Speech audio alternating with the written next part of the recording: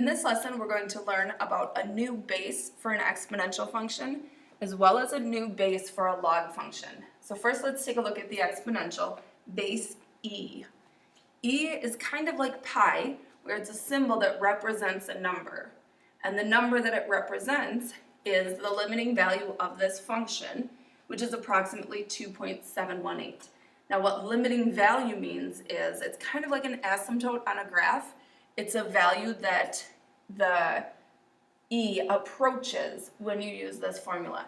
Now, this formula is, remember, the compound interest formula. Simplified a little bit, using 1 as the initial investment, 100% is the rate, that's why we have 1 over n. Time is 1 year, so that's why we have just to the n power instead of n times t. N is the number of times each year that the interest is compounded. So as n increases, the more often you compound that interest, the closer it approaches this value, or e. So if you compound your interest 100 times a year, or 1,000 times a year, or 1,000,000 times a year, it's going to get really, really close to this value of e.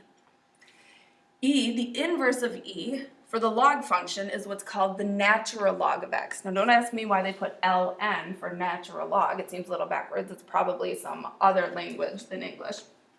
But again, it's log base e of x, but we just write it as the natural log, or ln x.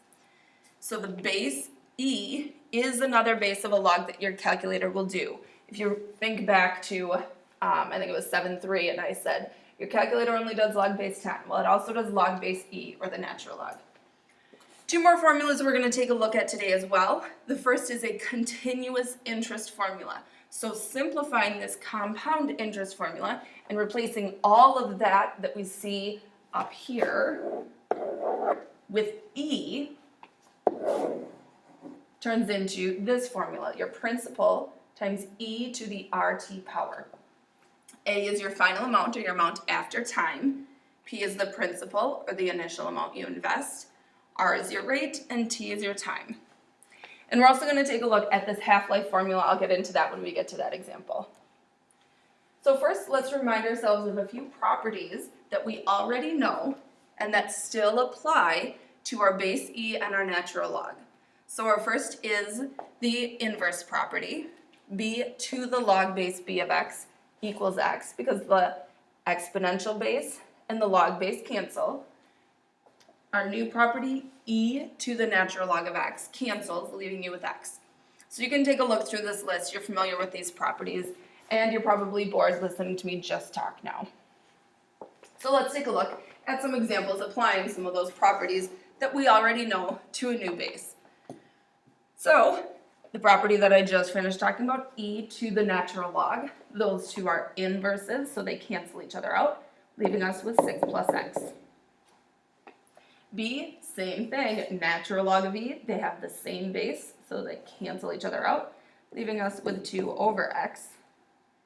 And finally, e to the 4 times natural log of 2. We have to do a little bit of work before we can cancel the e and the natural log. We've got to get that 4 out of the way, so we're going to use our power rule. Now the e and the natural log cancel, leaving us with 2 to the 4th, or 16. All right, so now we're going to take a look at that compound interest formula. So if you remember PERT, P e to the RT, you've got your compound interest formula, your continuous interest formula memorized. P is our initial investment, that's our $2,500.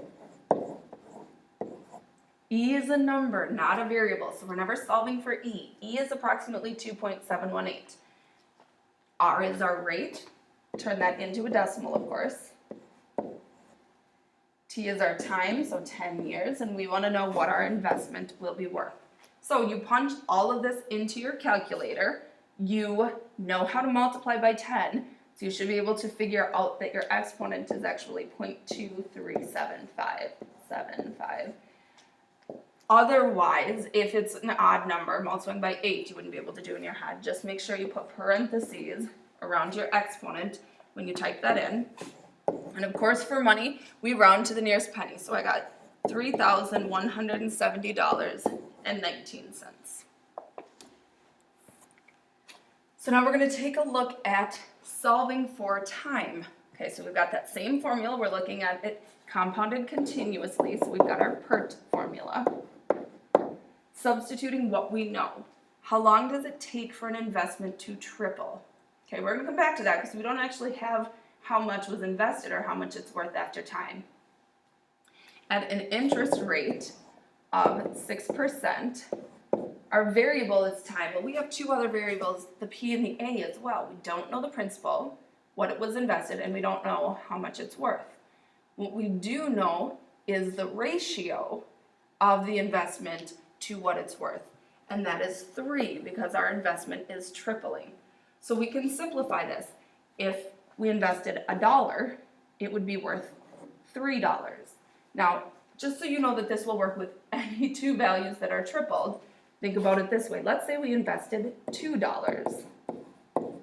Well, if it tripled, it would be worth $6. What's the first thing we would do? Divide both sides by 2 to get 3. 60. So no matter what two values we substitute for the principal and the amount after time, as long as they're in that ratio of 3 to 1, we're going to end up with the same equation once we divide by the principal amount. So I'm always going to simplify these and just use the simplest ratio, in this case 3 to 1. Multiplying by 1 doesn't do anything, so I've got 3 equals e to the 0.06 times t power. So to cancel that base e, I'm going to take the natural log of both sides. The natural log of e will cancel, leaving us with that exponent of 0.06t. So dividing both sides by 0.06 will give us our time, which in this case is about 18.310 years, rounded to the nearest thousandth. In our last example, we're going to take a look at that half-life formula that I had mentioned before, but didn't really want to get into because I'd already been talking for so long.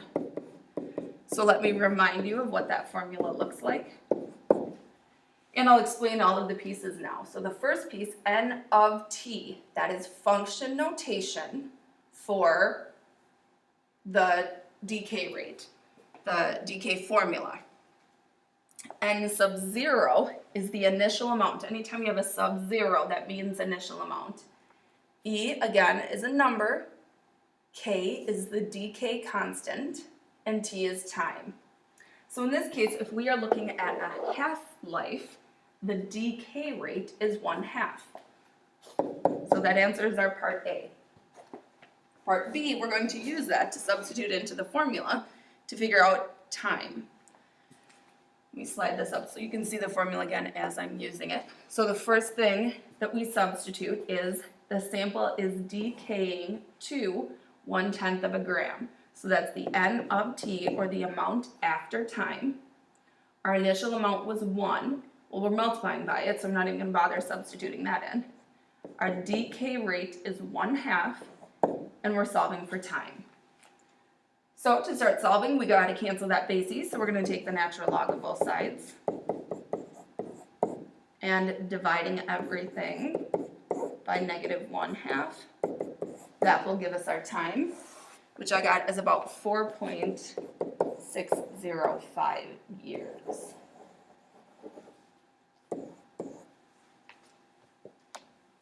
And here you go with your U-Try questions.